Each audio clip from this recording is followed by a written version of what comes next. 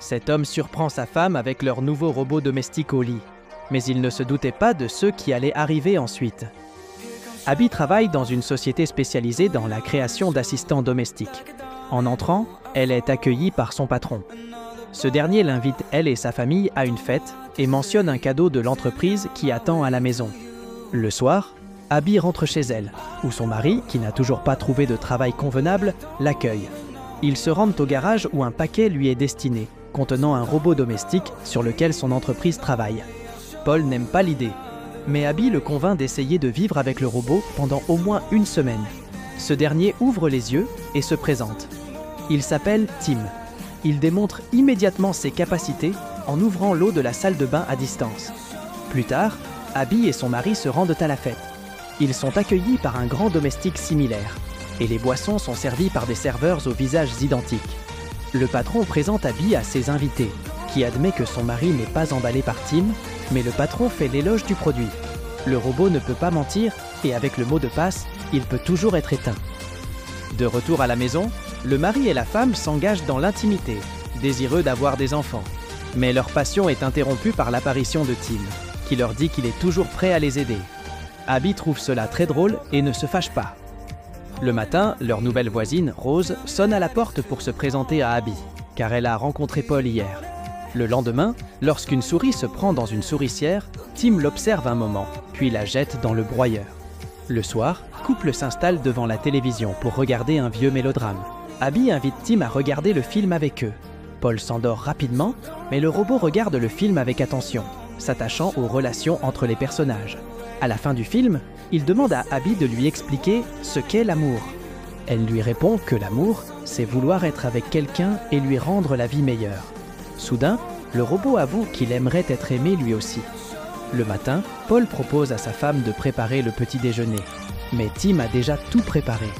En posant les ustensiles devant Abby, Tim lui présente son programme de la journée, puis l'informe que Paul n'a rien à faire aujourd'hui.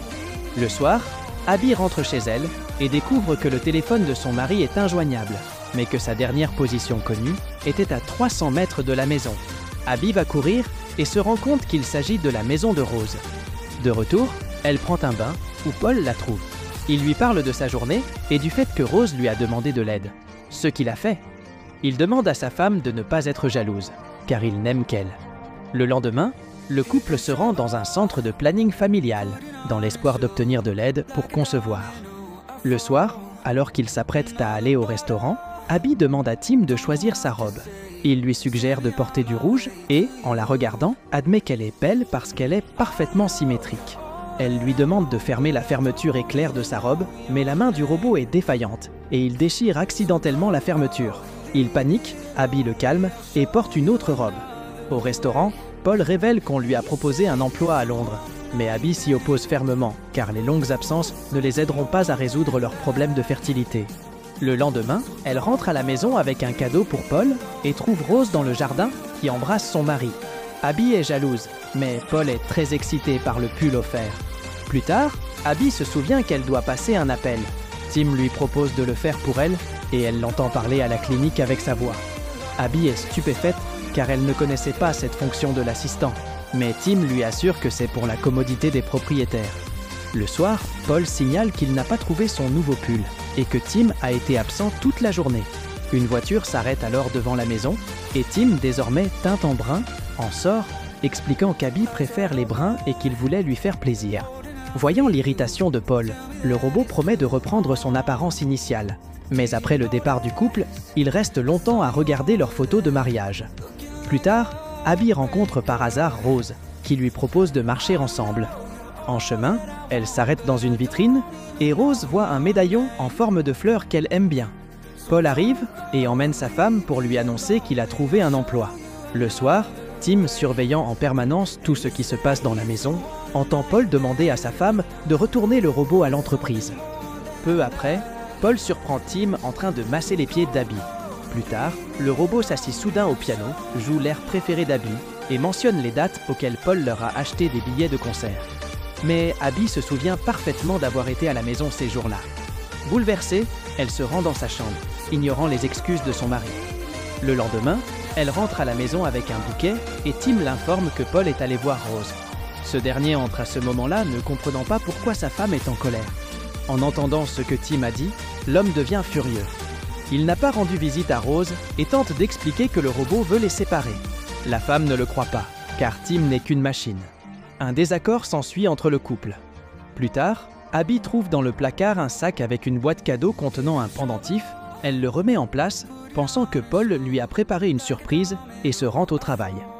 Ensuite, Paul descend à la cuisine, voit l'évier bouché et retire des morceaux de son nouveau pull du broyeur. Il vérifie les caméras et surprend Tim dans leur chambre en train de renifler la robe de sa femme. Paul enregistre la scène avec son téléphone et se précipite vers la voiture pour rattraper Abby et lui montrer les images. Mais la voiture de Paul ne démarre mystérieusement pas et le robot appelle une voiture de la société pour Paul. En route, la voiture commence à accélérer. Paul tente de l'arrêter, mais s'écrase contre un arbre. Abby se précipite à l'hôpital et trouve son mari blessé.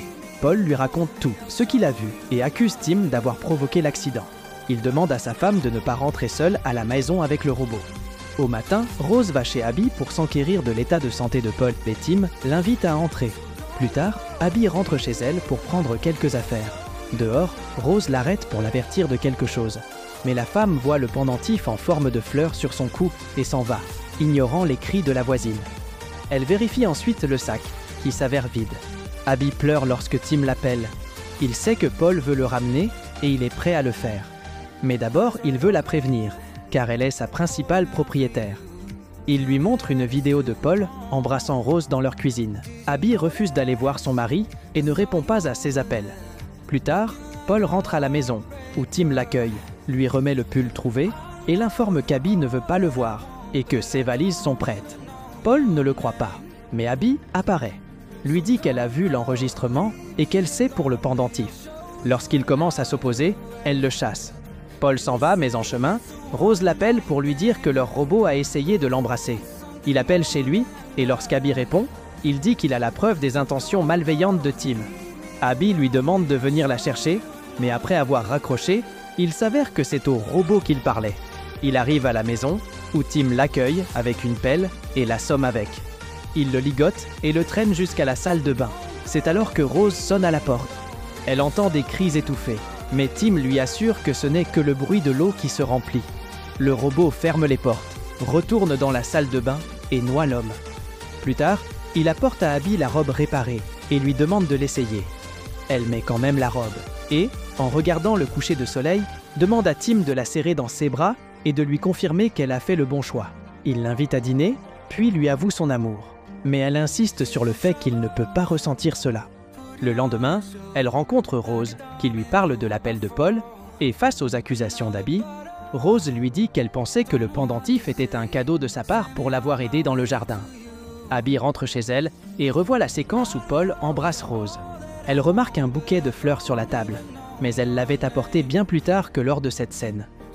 Abby se souvient des paroles de son patron sur les deepfakes pouvant remplacer en temps réel les visages. Elle appelle ensuite la bijouterie, où l'on confirme que l'achat a été fait par un homme blond. Elle remarque aussi le plan du jardin, mais l'image montre 2 parterres de fleurs, alors qu'en réalité, il y en a 3. Abby envoie Tim au magasin, prend ensuite une pelle, va au jardin et trouve presque immédiatement le corps de Paul. Tim s'approche alors d'elle par derrière, regrettant qu'elle ait trouvé le corps du traître qui n'a jamais apprécié sa femme. Abby comprend ce qui s'est passé et prononce la phrase de désactivation.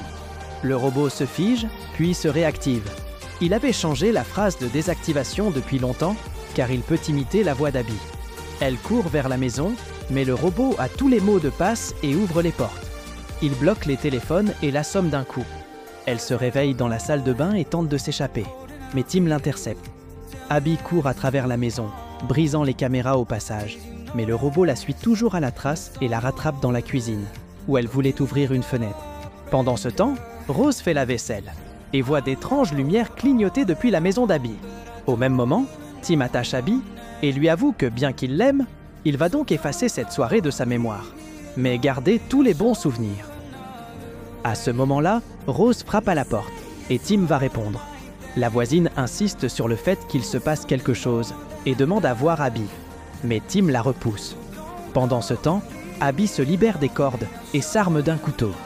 Mais le robot la saisit à la gorge. Rose fonce avec sa voiture dans la baie vitrée. Rose se précipite et coince le robot contre le mur à l'aide d'un pieu pointu, mais elle tombe à son tour. Tim s'éteint et Abby se précipite vers elle. Mais le robot s'active soudain et tue Rose avec un couteau de cuisine, expliquant que maintenant Abby sera accusée du meurtre car il ne laisse pas d'empreinte digitale. Il appelle ensuite la police avec la voix d'Abby, avouant le meurtre de son mari et de sa maîtresse. Il s'apprête à la jeter de la terrasse pour simuler un accident. Abby lui dit « Je t'aime » et le robot se désactive soudain. C'était la phrase de désactivation. Croyant à peine à sa survie, Abby regarda son bracelet médical qui indiquait qu'elle était enceinte. Si vous avez aimé cette vidéo, n'hésitez pas à vous abonner sur notre chaîne et de liker la vidéo. On se dit à bientôt pour des aventures plus alléchantes.